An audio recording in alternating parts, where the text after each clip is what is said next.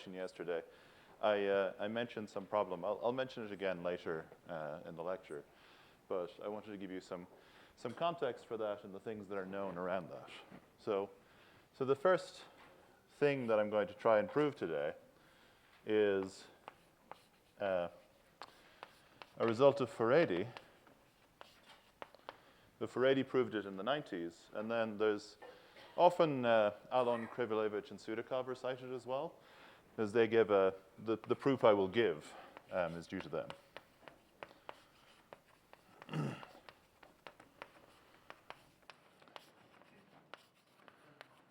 And this is really a very basic result in the area, giving a sort of general upper bound for extremal numbers. So if H is bipartite,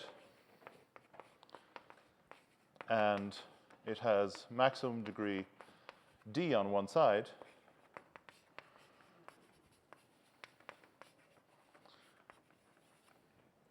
so I don't require it on both sides, just on one side, then in that case, the extremal number of H is at most some constant depending on H times n to the 2 minus 1 over D. Okay, and this generalizes the Kavary-Schoch-Turan band, because if you take KST, then on the side of size T, all of those vertices have degree S. So, all right, so the first thing I'm going to do is just try and prove this using what's called dependent random choice, which is a very important thing within extremal graph theory. So the key lemma for proving this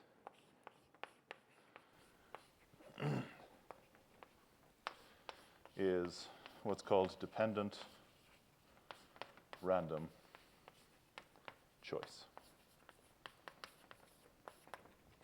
Before I actually state it formally, let me give you the context. So the context is you take a bipartite graph. It doesn't have to be bipartite, but for us it kind of makes sense that it is. Between two sets A and B, usually of the same size, and suppose that has some density between. So there's a graph going between with density alpha. Then what the lemma says is you can choose a very large subset of A. So you can choose some large subset in here, which we call A prime. And that has the property that if you take any D tuple, I think OR is what I use in the lemma, any OR tuple on bottom, they have a lot of common neighbors. So for example, if I have some fixed triple here, they will have a lot of common neighbors going upwards. And the important thing is that is true for every OR tuple within the set A prime. So this is a very strong thing. It basically says that this set is very rich in that all of the collections of OR things have lots of common neighbors, which is very good for embedding stuff. And actually, a lot of the time serves as a substitute for the regularity lemma, but gives much better quantitative bands. Okay, but formally, the statement is this. So if G is bipartite between sets A and B, each of size n, with alpha times n squared edges, then there exists some A prime contained in A of order at least,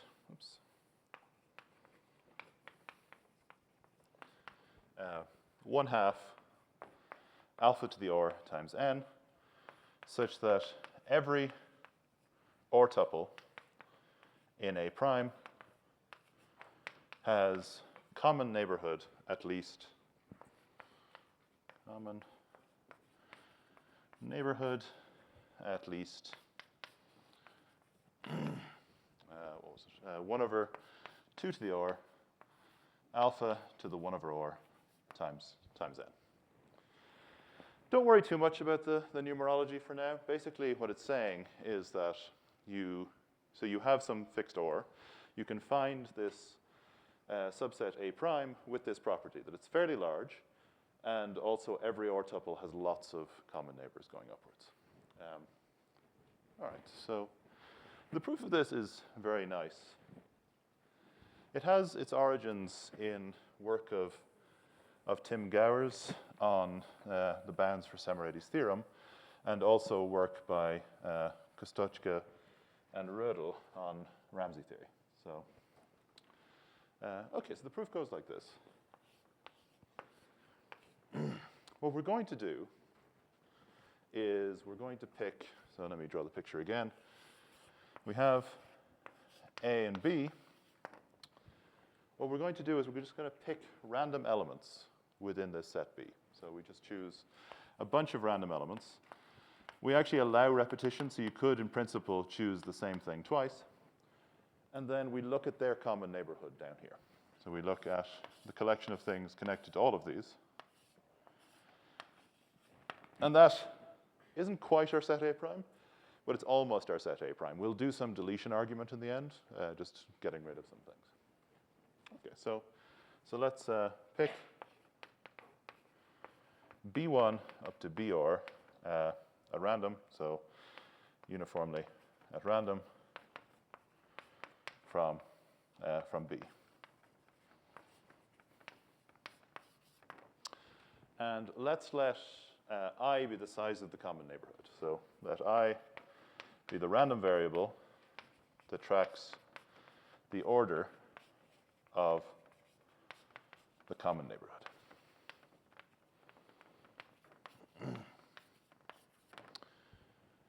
Okay, so we can do a fairly elementary calculation on this to say how large this thing is. So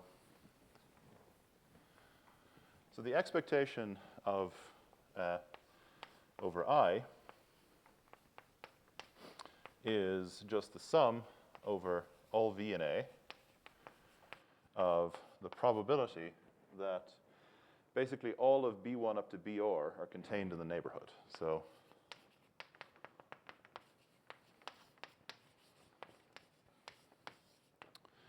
if you think about it, the only way that you can get a particular vertex to be in the set is if all of B1 up to BR are neighbors of that thing. So what's this? Well, each of these are chosen independently. So this is just, again, the sum over V and A of the degree of V divided by n all to the power of R. So for each of these, for B1, the probability that B1, given that it was selected randomly, is contained in the neighborhood. So here's V, here's its neighborhood. The probability that I chose B1 to be inside there is just the degree, which is dV, divided by the total size. Okay? That's true for each of B1, B2, and BR independently. So the probability is just this. Okay. All right, so whenever we have expressions like this, we tend to do some convexity arguments. So this is greater than or equal to n times 1 over n sum over V and A of dV divided by n to the R. And this, if you work it out, is just alpha to the R times n. Okay, so that's the right kind of order of magnitude, because what we're aiming for here is 1/2 alpha to the R times n. So this is definitely the right kind of thing. Okay, so that's the first property, that this A prime should be reasonably large. We also now want the second property, which is that every OR tuple has common neighborhood at least this size. So for that, I'm going to define what it means to be a bad OR tuple. So we say an OR tuple in A prime is, basically in the set we chose, in the common neighborhood of B1 up to BR, is bad if it has fewer than gamma to the or times n neighbors. Common neighbors again. Okay. I could have just used gamma, but it kind of makes sense to say gamma to the or here. Okay, so basically I'm saying an or tuple is bad, contained within this set. So within this set here, if it just has too few common neighbors. And what I want to estimate is how many of those bad or tuples are there. So let J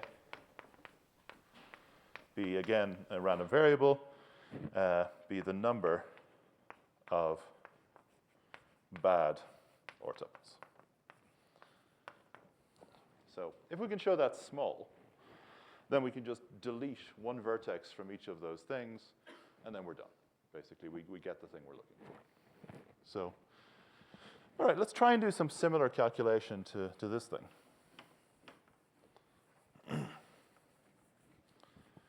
So the expected size of J is equal to, well, it's the sum over tuples which are bad, so V1 up to Vor in A prime, which are bad, times the probability that B1 up to Bor is contained in the joint neighborhood. Okay, so basically just drawing the same picture again. We have B here, we have A here. The only way that B1 up to Bor can be chosen and that V1 up to Vor can be in the set on bottom, is if B1 up to Bor are actually contained in the joint neighborhood of all these guys. So if we have these sets here, which are contained in this thing, then the only way I can choose all of these is if they're actually contained within the common neighborhood here. So all of B1 up to Bor have to be contained in here, which means that this is, at most, I guess it's actually equal to, in this case, sum over V1 up to Vor bad of, okay, so this is basically the joint neighborhood of, so you can do D of V1 up to Vor, but because the set is bad, I know that that's at most gamma to the or times n. So this is actually at most gamma to the or times n divided by n all to the power of or. Okay, that's just gamma or squared.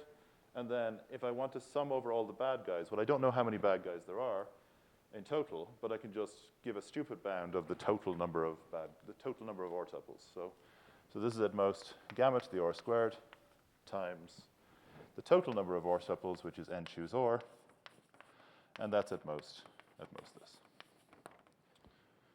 Okay.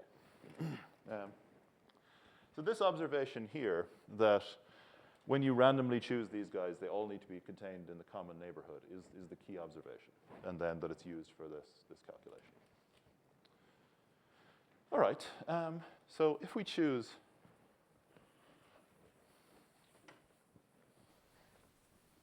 so we want to fix what this gamma is. So let's take gamma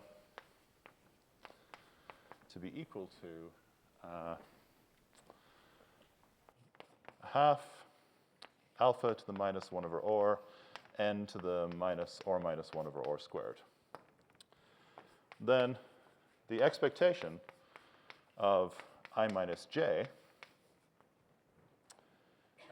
this thing is just, well, expectations are additive, so it's expectation of I minus expectation of j. So it's just what we had, alpha to the or times n minus this thing. And provided I've written down the right thing here, this should all cancel out. So this to the power of or squared is n to the minus or minus 1, which brings this down to an n. This to the power of or squared becomes an alpha to the, actually, that should be an alpha to the or, 1 over or. Brings this up to alpha to the or, which compares to this, and this half sort of kills this off, so it's much smaller. So this whole thing is at least this. Okay, so what I've done, I've taken this set, the thing I formed from the start, which is the neighborhood of all these things. I've counted the number of bad or tuples, And what I want to do is I want to delete one vertex from each of these ortuples and show that I'm still left with a fairly large set. So that's basically what we do. So this means that there exists, therefore, there exists some choice of B1 up to Br such that I minus j actually satisfies this. And the final step is just deletion. So therefore, if we delete one vertex from each bad ortuple,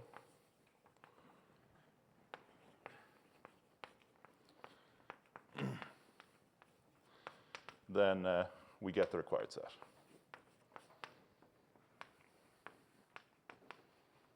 Okay, so it's quite a simple thing, but it's also very nice and tremendously useful. So it's been used to resolve a lot of old problems in extremal graph theory. Okay, so we want to apply it to prove this result of this theorem of Faraday. So let's do that.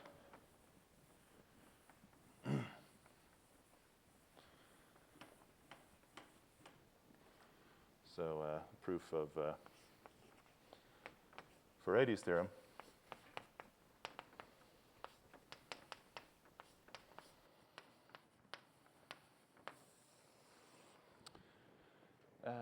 Okay, so we need to choose some specific variables here. So we're going to take,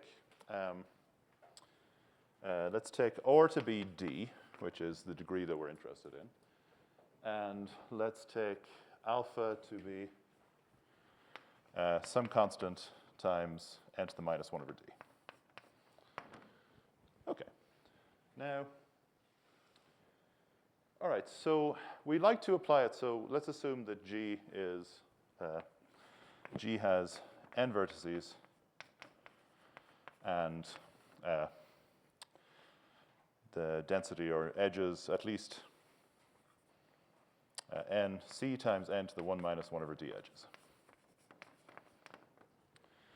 Without loss of generality, let me just assume that it's bipartite, actually, between two sets of size n. So n and n on each side. This is no problem to guarantee, or guaranteeing something close to this is no problem. So we want to show that it contains, so if C is large enough, that it contains any bipartite graph with maximum degree d on one side. All right, so apply dependent random choice.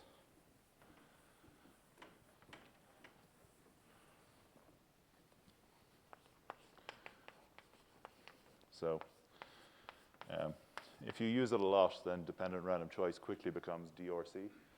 So to get some set A prime contained within A of order at least. Okay, so the order is at least 1/2 times alpha to the power of D times n. Given the choices of what I've put here, so, all right, or is d, this is c times n to the minus 1 over d. This is actually just 1/2 c n to the minus 1 over d to the d times n, which is just c to the d divided by 2. So actually, the set's reasonably small, but it is constant size. And by choosing c large enough, I can make that constant as large as I like. So, and the other thing is that each set, the neighborhood of each ortuple, so moreover, the neighborhood of each, d tuple now, is at least, okay, so it was 1 over 2 to the or times alpha to the 1 over d times n. Okay, so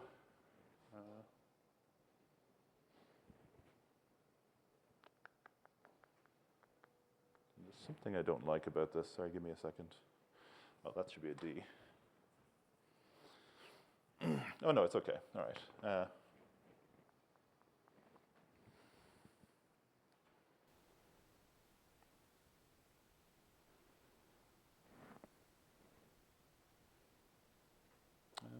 saying. So if I put the numbers in there, it doesn't actually work out. What I actually somehow want is an alpha to the d here, but anyway, let me brush past that. It's in the notes. And this becomes some constant depending on c as well. So basically,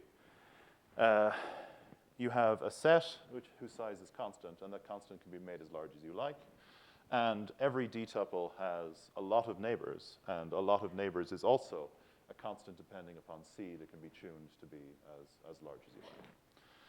All right, so that's, let me draw the picture of what you actually get.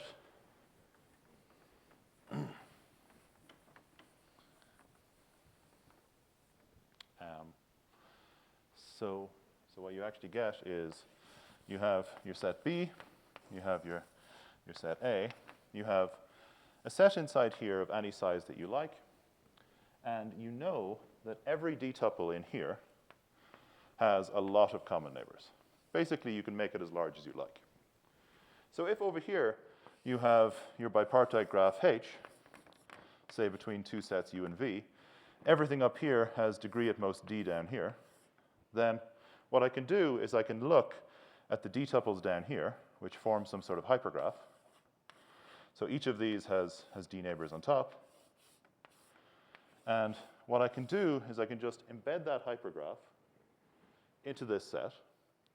And then having done that, well, each of these d-tuples have a common neighbor. In fact, they have lots of common neighbors. So many that it's no problem to embed that in here. You can just do it greedily. So just one at a time, and then you're done. Okay. All right, so that's Feredy's result. Again, this is the proof by Alon, Krivolevich, and Sudakov using dependent random choice. There's a couple more examples on the sheet of things you can do using this. This is a basic version of dependent random choice. There are other versions that are more malleable, but okay.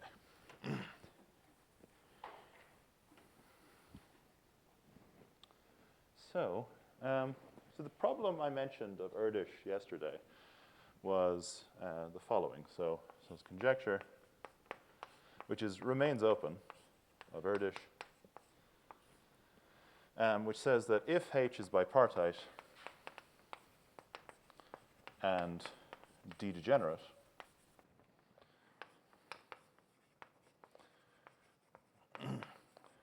then the extremal number of H is at most some constant depending on H times n to the 2 minus 1 over D.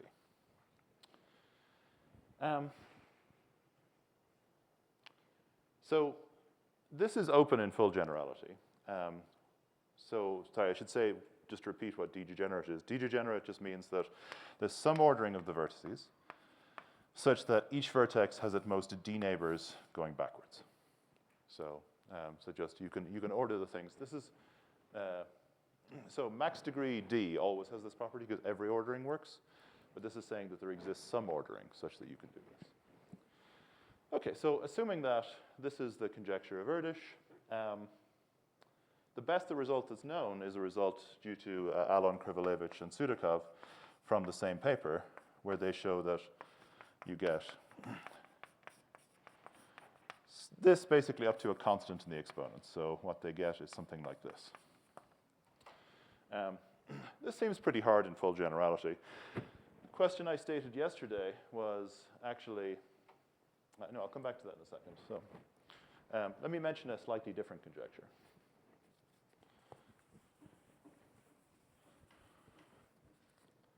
So the different conjecture is a conjecture by myself and Junkyung Lee. And actually, the D equals 2 case was stated by Erdős in the 70s.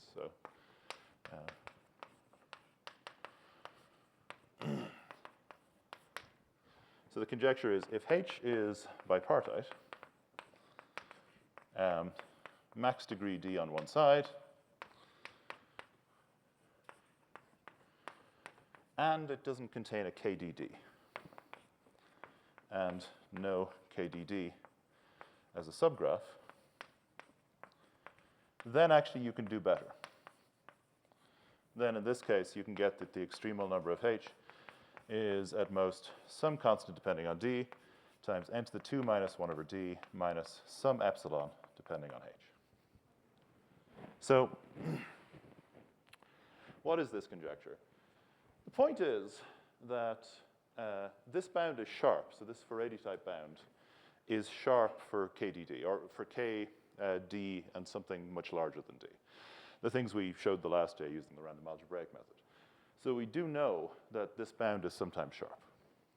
What this conjecture is saying is it's saying that actually that should be the only case where it's sharp. So somehow containing KDD is the thing that makes the bound equal to n to the 2 minus 1 over d. And if you don't contain that, then you're smaller.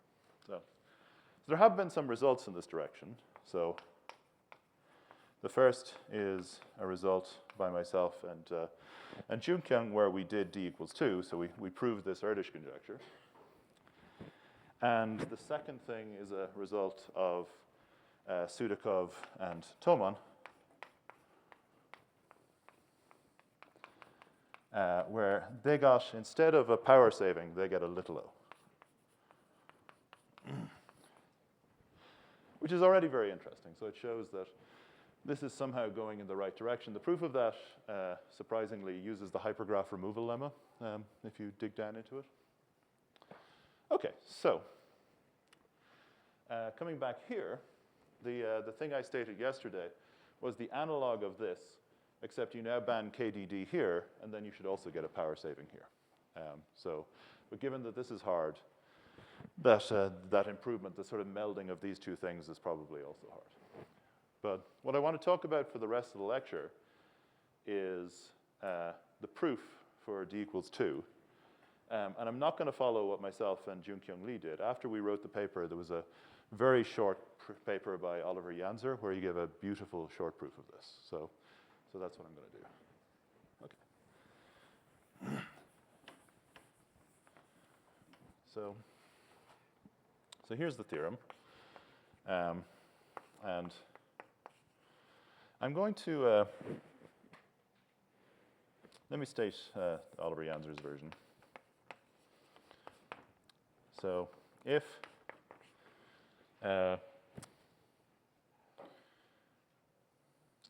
KT prime is the subdivision of KT, okay, so what is this? So you take KT, so for example, K4 is this. And what you do is subdivide, which means you add a vertex to each edge. So you put a vertex on each edge. And you could do that process with any graph. And if you do that, it forms a bipartite graph. So this is some natural bipartite graph. And in fact, the class of things that satisfy this, that have max degree 2 on one side and contain no K22, is exactly the subdivisions of all graphs. So once you have a bound for the subdivisions of cliques, you actually prove that. So what Oliver proves is that the extremal number of this subdivision is at most some constant depending on t times n to the 3 halves minus 1 over 4t minus 6. Okay, it looks like a weird bound, but actually there's good reason for thinking it's tight. And I'll come back to that hopefully at the end.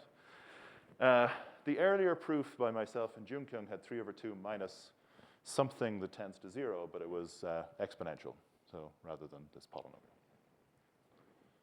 All right, so I'm going to try and prove this, or give you at least a sketch of the proof. But what I'm going to talk about, I'm just going to talk about the t equals 3 case. So for t equals 3,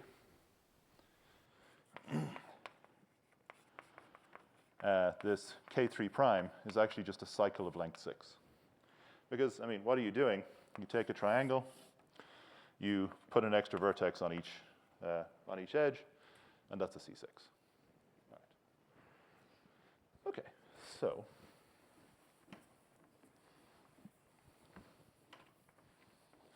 how do we prove this? I'll state it slightly differently. We stated before, I said it a couple of times, that there's this thing called the Erdős-Simonovich regularization lemma, which basically allows you to assume that you're working within a graph where the maximum degree and the minimum degree are close to each other. So the theorem that we're going to try and prove is, okay, so if G is a bipartite graph between sets A and B,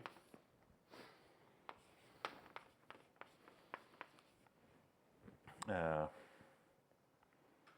me put here, sorry, for every k, there is c greater than 0,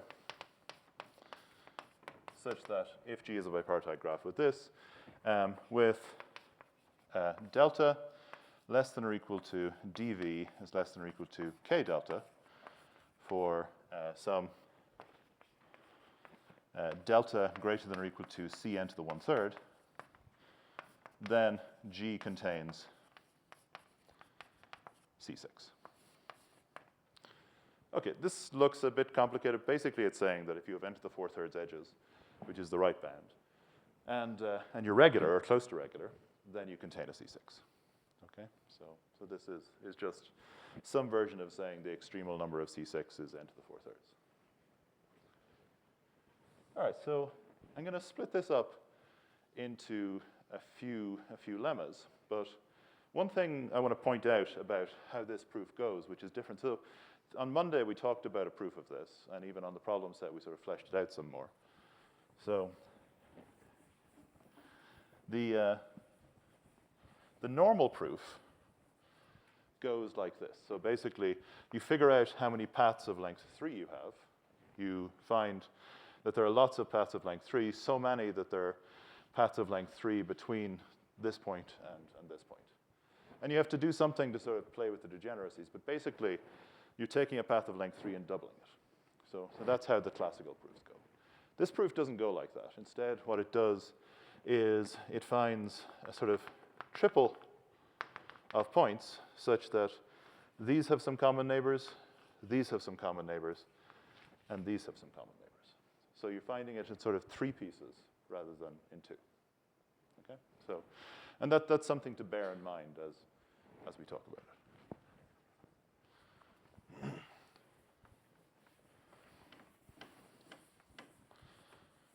Okay, so a key thing that comes up, so we need some notation for, so I'm really going to look at the graph again. We have B, we have A, and I'm going to look at a weighted graph down here, and the weighted graph is going to have, on this edge, the weight of it is going to be the number of common neighbors. So the weight that this thing is given is just the common neighborhood. All right, so let's, for any pair UV in A, DUV is the size of the common neighborhood.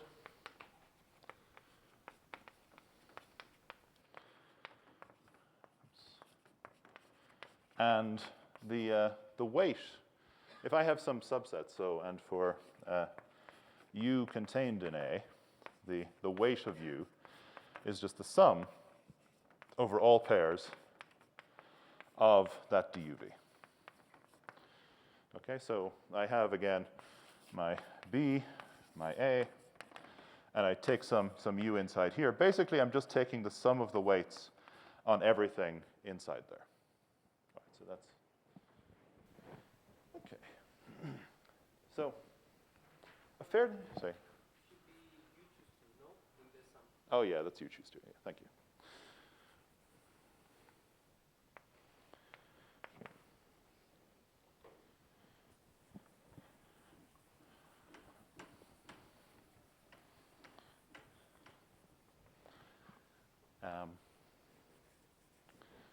All right, so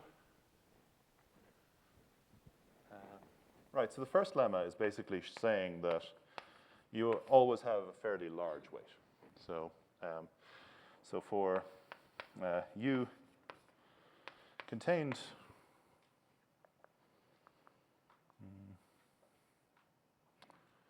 so for U contained in A with U of size at least 2n over delta, the weight delta of u is at least delta squared divided by 2n times u choose 2. I'm not going to actually do the proof of this. Basically, the proof of this is the same as the Kováry-Sós-Taran thing. You just need to apply some convexity thing. Basically, it's just saying that, again, you have the same setup, B and A. It's basically saying that if you have a good degree here, then you add up over all of these. You add up over basically sum over V and B of dV choose 2, which is the total weight, because the contribution of each vertex is just the number of pairs contained within the neighborhood.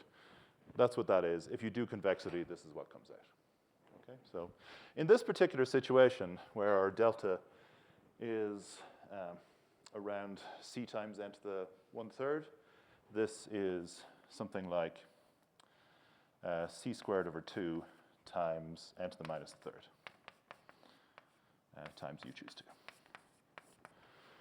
Okay, so that's sort of the density of these edges in the bottom, or these weighted edges on the bottom. Okay, so let me distinguish between two types of these weighted edges. So I'm going to say that UV, which is contained in A choose 2, is heavy if DUV is greater than or equal to 3, and light if it's either 1 or 2. Okay, so some of the edges on bottom will have lots of common neighbors. Some of the pairs on bottom will have lots of common neighbors. Some of them will have very few common neighbors. If we have, so a key observation is if we have a triangle of heavy edges, then we're done. Okay, so why is that? Well, it's fairly simple. If down in A, we have a triangle of these heavy edges, then each of those pairs have at least 3 neighbors. So I can just take one neighbor of this guy, take a neighbor of this pair, which is different to that one, and take a neighbor of this one, which is different to the previous 2. And that's just a C6. So actually, we've banned this. And this allows us to show that there have to be a lot of light edges. So the second lemma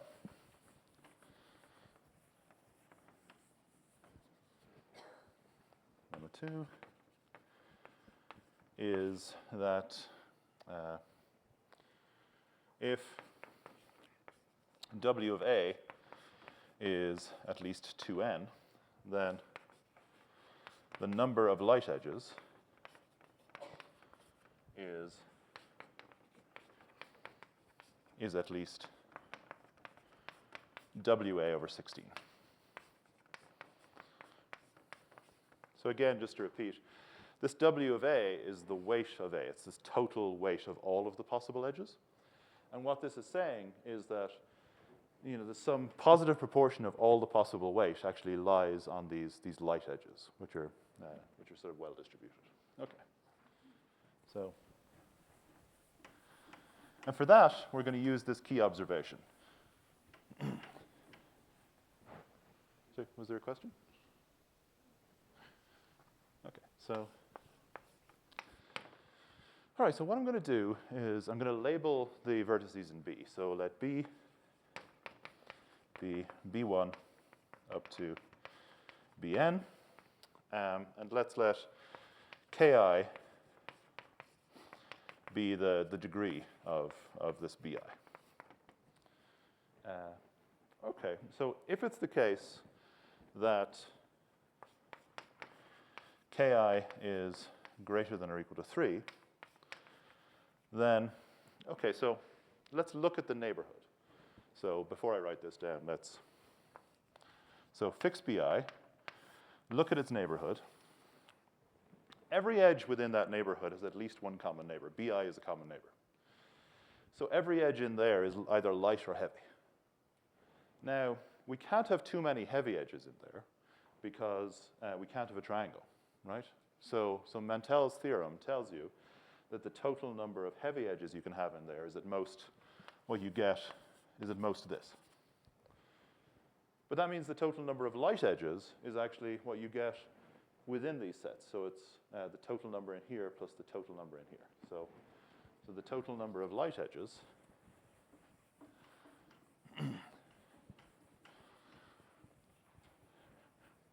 then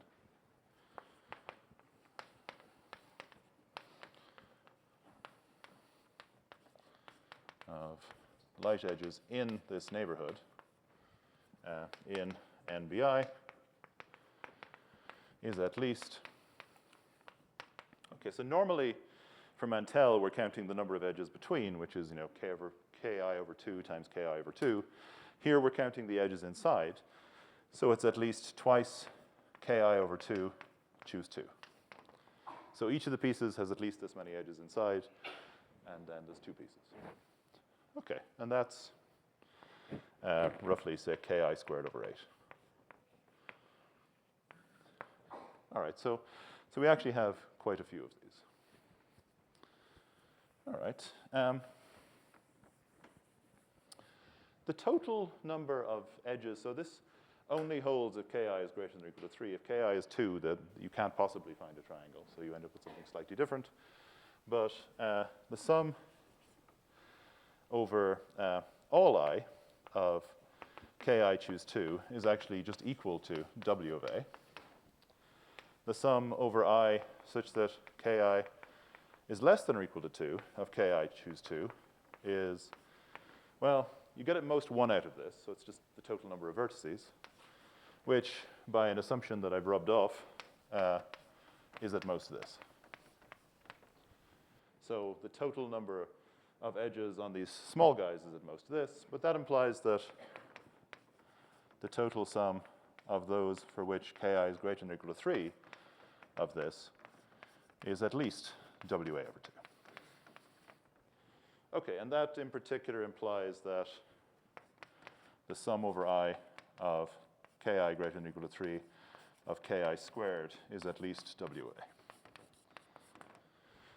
Okay, so now what I want to do is, I know within each of these neighborhoods I have a large number of light edges, some positive proportion. Now I just sum over all the i's using that, and it gives me the result.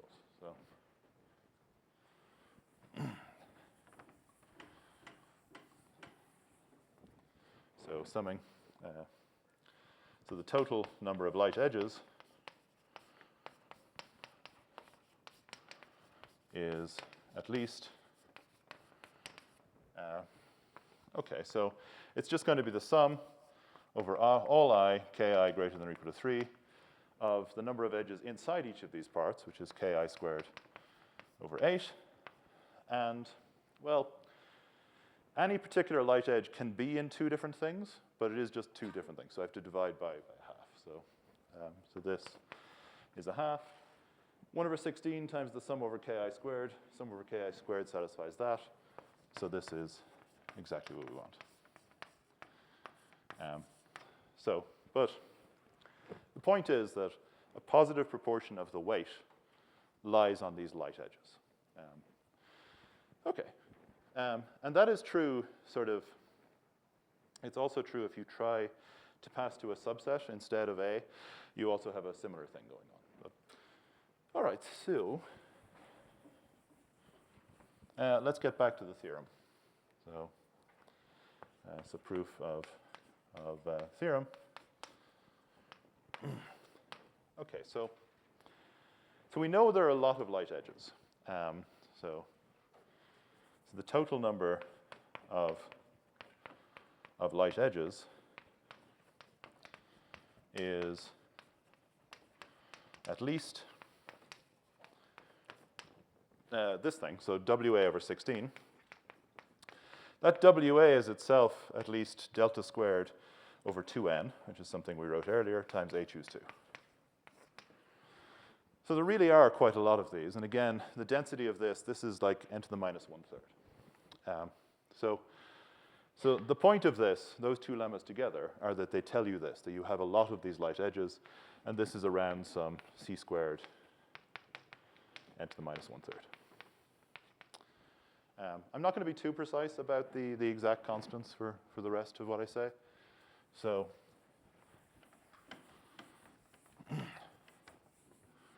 the point of this is that let's draw A large.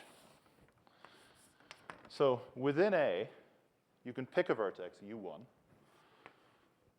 such that it has lots of neighbors. So it has a lot of neighbors, and not only are they neighbors, but they're light neighbors. So these are all light edges. And the total number of them is like c times, well, I said c squared over there, but like c times n to the minus 1/3. So it's some large thing times n. So I really am getting a lot of these neighbors that are light. Okay, so that's step one. So pick U1 with at least c times n to the 2/3 light neighbors.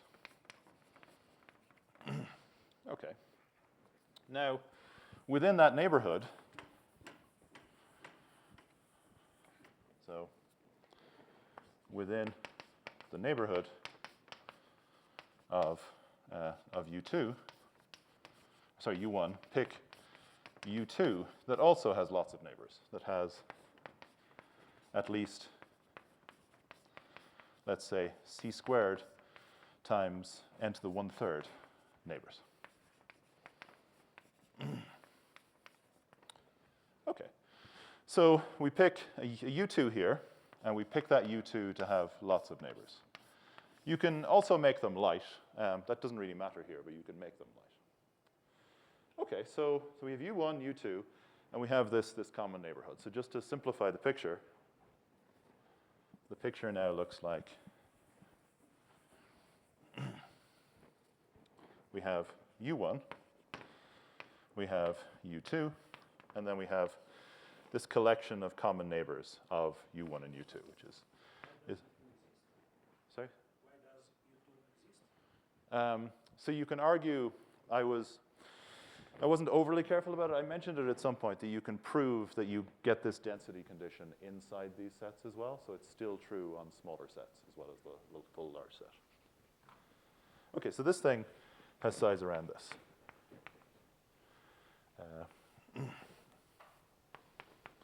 All right. Now, if I want to embed a C6 here, how do I do this? Well, U1 and U2 have some common neighbors, right? It's a light edge, so it has at least one and at most two common neighbors. So there's maybe two things here that are common neighbors. If I want to form a C6, then I don't want the thing I choose down here to also have this as a common neighbor. So what I do is I just rule out all of those. So if I look, there's a bunch of common neighbors of these things over here, but the total number of such common neighbors is at most k times delta, and that k times delta is around k times c times n to the 1/3. So k is fixed, so by choosing c sufficiently large, I can force the total number of admissible pairs here to be much larger than these bad ones. So in the end, what I get by choosing some v down here, so choose v in here, I have that n of u1 intersect n of u2 intersect n of v is empty. And that basically allows us to create a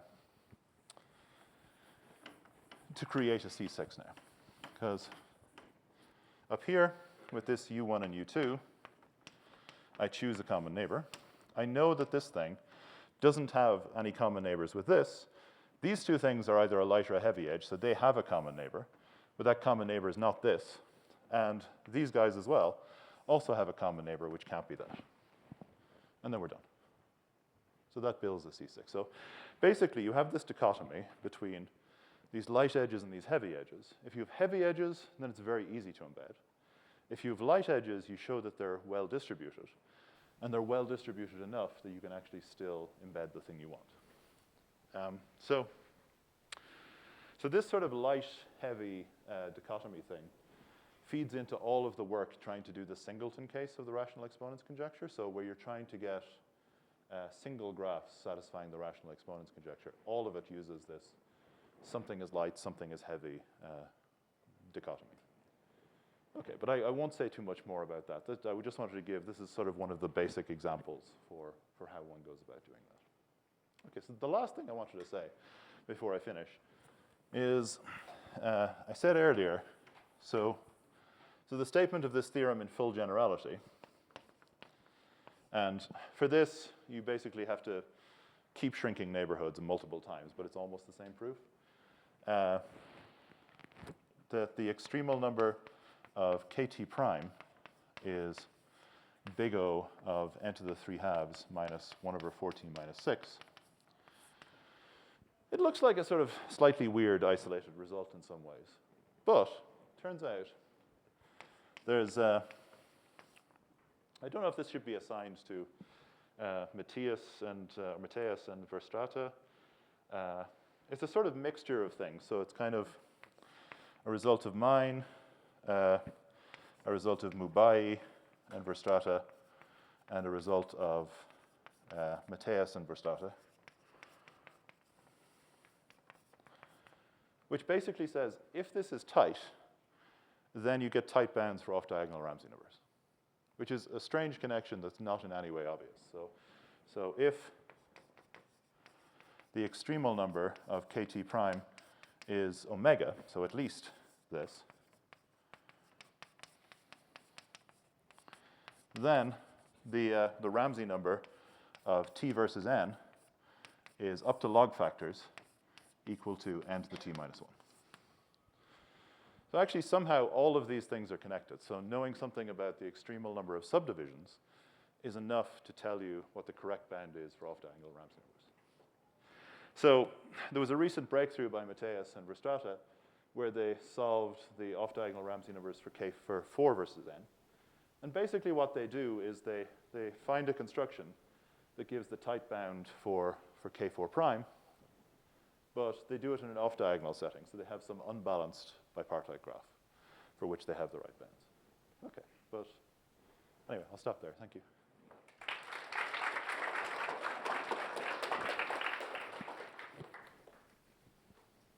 Questions?